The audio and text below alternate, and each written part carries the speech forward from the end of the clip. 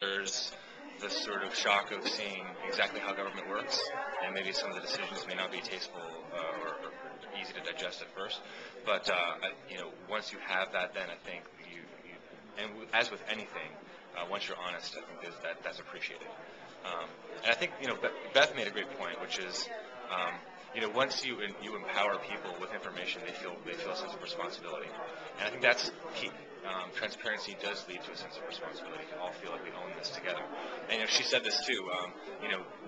This information is paid for by taxpayers, right? So it should be used by them. It should be open to them, and encourage them to use it. So that's what I learned. I guess as an American. Okay.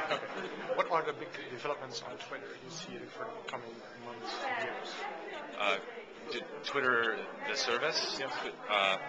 So recently they had their developer conference, the first ever Twitter developer conference. It was called Chirp, and they released a couple new tools that are very interesting to me personally. One of them is what they call annotations.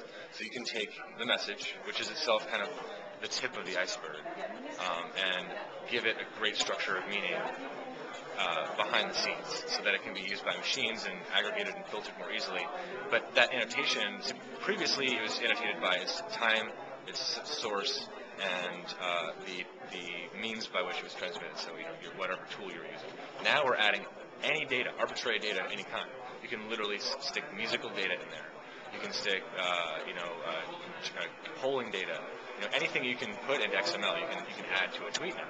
So I think that's super interesting. It's very young. I think folks are just starting to develop for that. So that's very interesting. The second is they've just started to roll out some of their first advertising type models. They call them promoted tweets.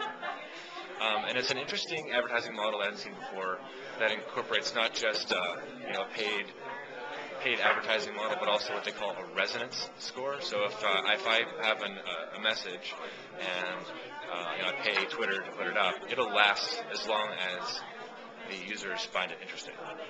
And you can get an extra ride out of your promotion by making a message that actually resonates with the audience. So it's a new model that I haven't seen before that holds a lot of interest for me.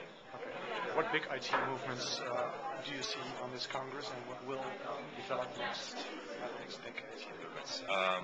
Well, I guess I'm optimistic to think that basic infrastructure is some of the focus here. I know, we've seen some of the larger initiatives and more the complex solutions in the mobility track and in the inclusion track.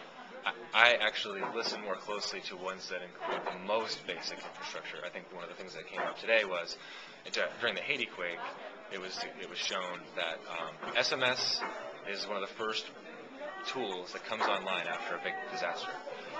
And Twitter is to me sort of this distillation of the power of SMS. It was built for the SMS platform. The whole thing, 140 characters, was meant to fit inside a text message.